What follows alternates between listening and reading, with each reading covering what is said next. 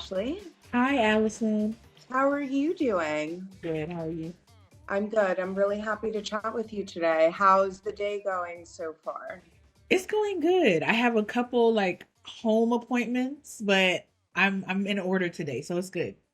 Well, fantastic. Well, speaking about home appointments and things that you spend a lot of time at home trying to figure out when it comes to having children, I wonder if you can share a little bit about your potty training journey up until this point. Okay. Would love to hear more about your family and how you and me, but mostly you, have navigated through being a working mom and also tending to your family's bathroom needs, right? Which Yeah. it's enough to wake up and go to the bathroom in the morning ourselves, Right. but how does that impact the rest of the family, Mhm. um, especially during those potty training times? So Yeah.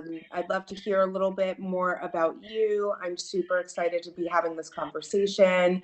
And I think I have a 1 year old daughter who is not yet potty trained, but will be hopefully without too many hiccups. So I'm excited to hear your input and ultimately use some of that advice in my own upcoming potty journey as well. Yeah.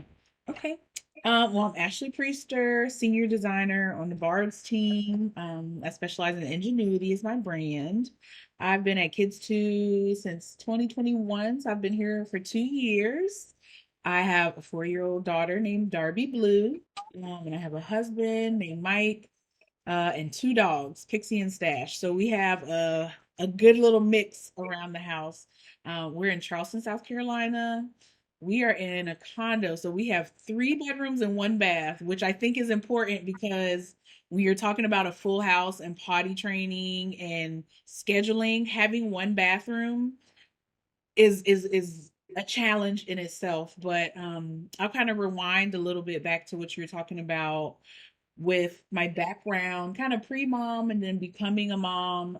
I came to Kids 2 from the government sector, which Mm. was I was completely full-time in office. I came off of maternity leave September of 2019, and as you know, that following year, March of 2020 was when like the world shut down for Of COVID. course. Yeah, and I was back home, so I had already had anxiety about returning from maternity leave. Um, and that's kind of all I knew was in office full time, 40 hours a week. So I had that stressing me out, and then COVID happened, and it was kind of like a just completely new environment and new attitude towards working, and then also being a new mom, having that added stress. So COVID kind of provided me with a little padding and a little safety net Mm. because we were around each other like 24/7 all day every day. So I attribute a lot of the success of potty training my daughter with being kind of forcibly being so hands-on basically for a year, 2020, working at home. That's when we were in a much bigger house at that time, and then we downsized when she was about 3. So a lot of that was we just kind of went with the flow when she was ready for things. Literally, literally Literally, and literally. figuratively. And there was I can't act like there wasn't a huge advantage of being stuck at home because otherwise, if we weren't traveling to grandparents' house, we were at home, and there's a lot of freedom in letting her run around in a diaper or introducing her to panties and underwear and things, and having the freedom and like that comfortability of being at home instead of having to like kind of usher her into school, or we're in public more. We were really home a lot. So she drove a lot of the progress that we had with potty training. She was always interested in it. Having a girl, she was always on my hips, and she was always in the bathroom. Mhm. She's like a stage 5 clinger because of COVID. So I didn't hesitate with letting her come in the bathroom with me. It was very helpful to have a little potty. We had like a little my size potty type of thing. Even Sure. even when she was in diapers, she showed interest because that's what mommy she saw mommy in the bathroom as well. So I think that a big part of my journey was not being afraid to let her guide what was going on, and also realizing that everybody had their own timelines. Um, because after COVID, I started Kids 2 in 2021. So I went straight from lockdown to being full-time work from home. So I never went back into the office. So we kind of just went. It feels like it went smoothly, but I know that there was some trying times, some accidents, and Right. a lot of it just included giving myself some grace and realizing that she's gonna get it one day. Like her light bulb would click. She'd want to be a big kid. She didn't want Mickey Mouse diapers anymore, and she just kind of went off on her own. Well, I think that's exactly right, Ashley. I think it's waiting for the opportune time. And I wonder if you can tell me a little bit more when you saw signs of readiness, what that looked like to you. Um, did it Was it challenging with trying to put all of the rest of the pieces of the day together because we were so focused on trying to make those potty stops such a priority? Yes. And then I also just wonder too, and this is from personal experience and also just interest. I wonder if there was any how potty training went from the crib to or depend the crib to toddler bed or crib to bigger bed, or when you did that and how you navigated it, because it's almost like if you right, you as a parent we always care about safe sleep, and if a child is in the crib and we're trying to potty train but then they have to go to the bathroom, so I just wonder if you can take me back to what that looked like in your household. That looked like, so my daughter is a very wild sleeper. And by that I mean she starts one way and then she's upside down diagonal. So fortunately she has after I stopped breastfeeding, she was out of the room. Like after we had like her bassinet near the bed, she was in her own bed. So a part of that success was having a convertible crib. That was really helpful because it helped me feel better in terms of her familiarity with her bed. So it went from the crib and then you could take like the front part off. But it was still lower.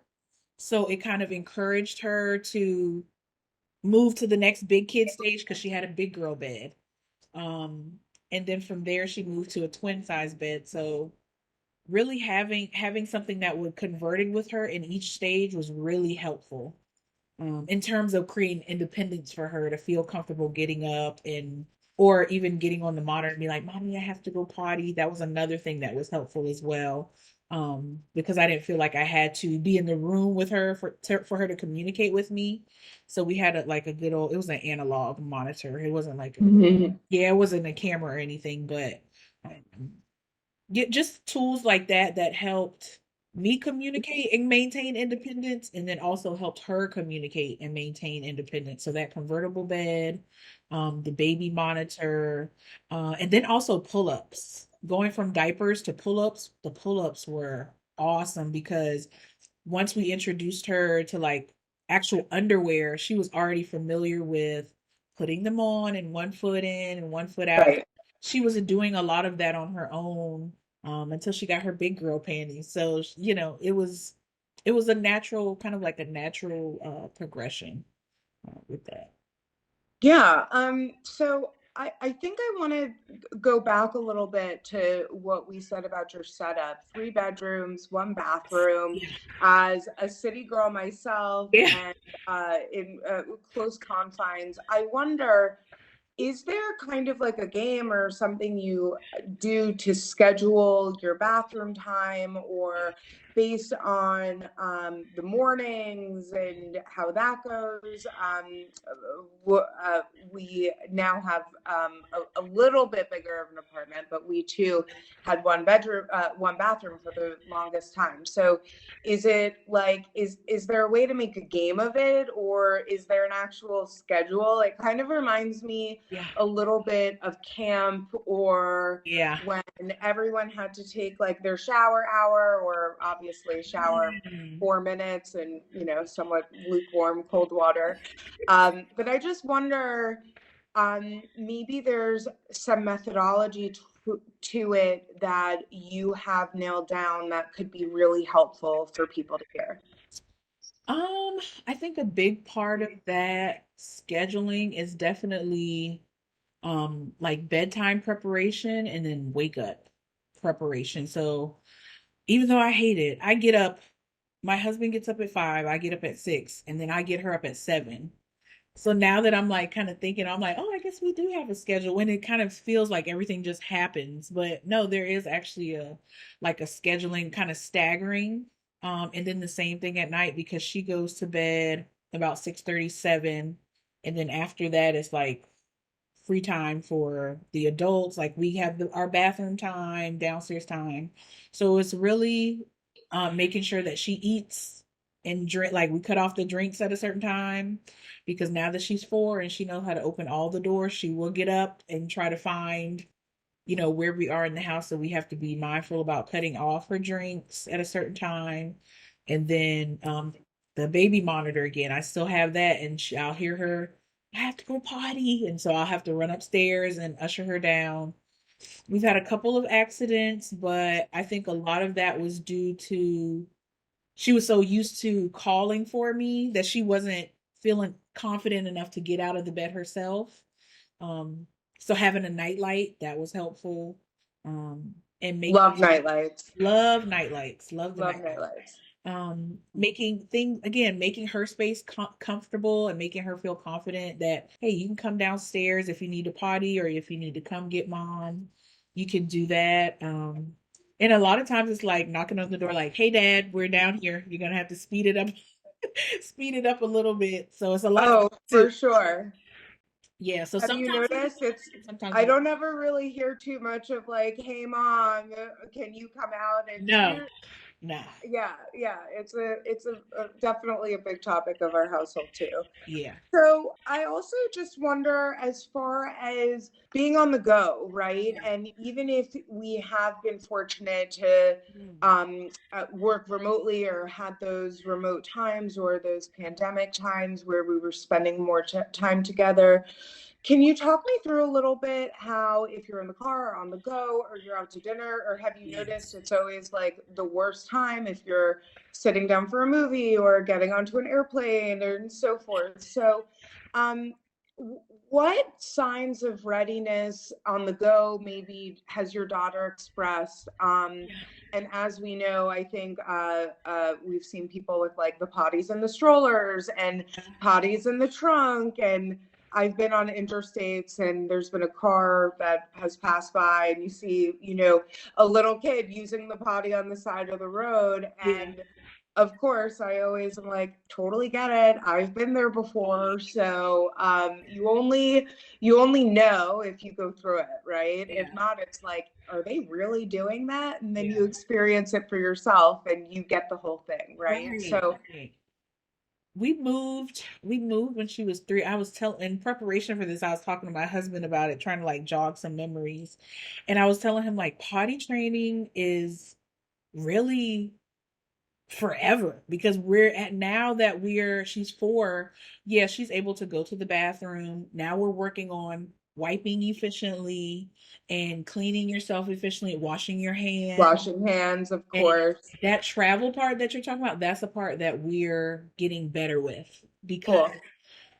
it's like COVID is just like a spider web because we were in the house so long, we were potty training, we weren't used to restaurants and public restrooms. So that is something that we're tackling now where if you've ever been to like a roadside rest area, this like a rush of water and noise and air, that she hates it. It just triggers her. She screams. And I'm like, hey, okay, we're about to leave the house or wherever we are. You got to use the bathroom, or we're going to have to stop at a gas station.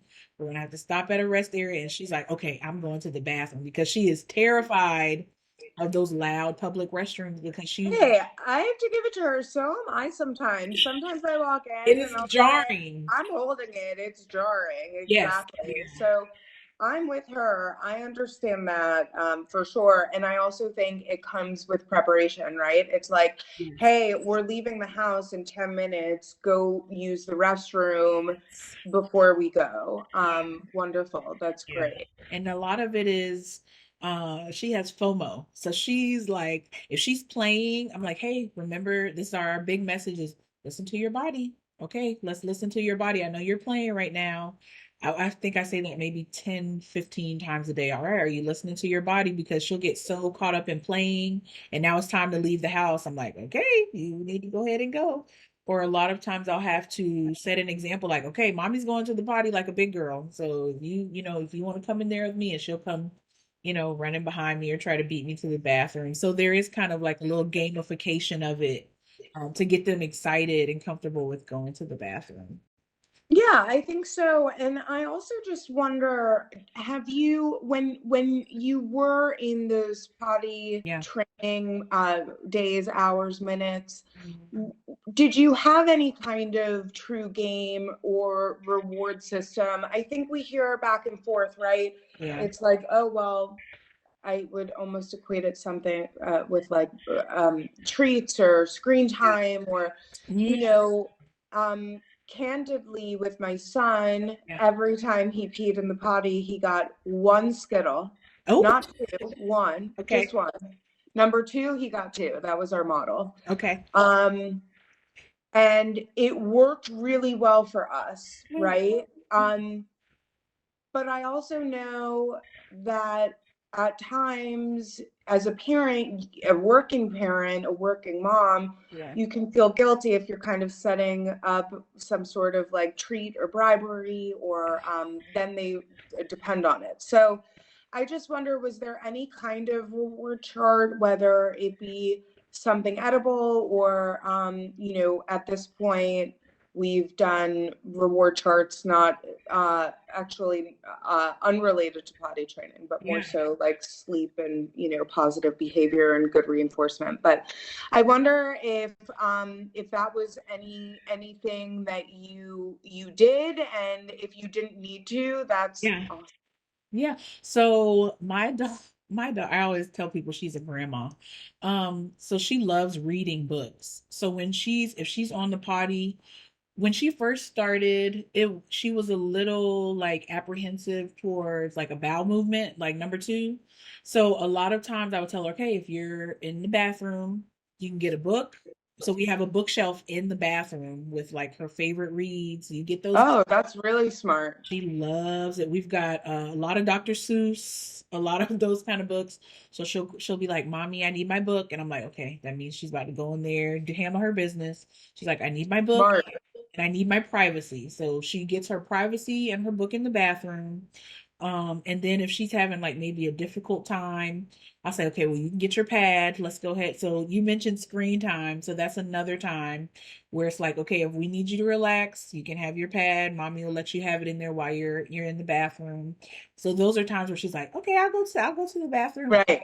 And it's like smooth sailing Right. there. So it's also giving myself permission to like, it's okay to like have a little give and a little grace, especially on my side, and not be so strict, and realize that it's something that she's going to come into naturally. And my job is really just to kind of push her along and help with that. Well, Ashlee, I think I could really learn from that and give myself a little grace at times, Yes. especially when it comes to that mom guilt and feeling like we should be going about something a certain way because it worked for someone else. And, so it's always good to hear that, that extra show. Or some of my friends, we've had a whole Yeah. screen time situation with my son, that's a totally separate topic. And I think a lot of that was actually due to the pandemic and even just like almost being so strict for so long that in a way it retaliate, we learn the hard way is what I'm trying to say. But I really love what you mentioned just about the books. I think the fact that um, uh, working or suggesting that the brain connect books to Potty is brilliant. Something I definitely, as an avid reader and someone who reads to my children, I think there's no greater gift. Yeah. So that's a really great tool. And then also just listen to your body. I actually wrote that down because I think that's something that a mantra that I could apply in this household, especially with my children. If, my son has to go, but he's distracted, maybe tuning within is helpful along the way. And I think that answers so many of my questions. And I wonder, before we wrap up, is there anything else you want to share, or maybe any piece of advice? I took down some great notes, like listening to your body, and your scheduling. I love the convertible crib, etc. But would love to hear any final words before we close. Yeah, I think something that has helped me and that I've also kind of internalized myself about what we were talking about grace is making sure that they know that accidents are going to happen. My daughter is very sensitive and I let her know that there's nothing wrong with that. So she gets upset if she has an accident in her bed, or she'll come home and talk about if somebody had an accident at school. And along with listening to your body, another thing I always say is that's what washing machines are for. Yes. And making sure that there's like no bathroom shame, no bathroom shaming. And it's like, hey, if you're having a hard time, or if you need mommy to come and help you wipe, I always make sure that we're vocal and that she's comfortable about it. When she comes home, I say, did you have any bathroom help today? Like, did anybody at school help you, just to keep the conversation open and let her know that, hey, mommy's here to help you. And if you had an accident at school and you had to change your outfit, I'm not going to be upset with you. Like, I'm here to help you. And that's what the washing machine is for. And that's what we always recite that mantra. So just letting them know that it's okay. And we all had to learn at some point. So Yes, exactly. yeah. Wonderful. Well, it's been such a nice conversation. And as much as I want to take just the potty talk advice away, I also feel like I have learned so much Yeah. from you for myself in this conversation. So thank you for all of those tips and tricks. And let's regroup soon. It's always a pleasure to see you and chat. And I'm excited for more good conversation to come. Thank you, Allison.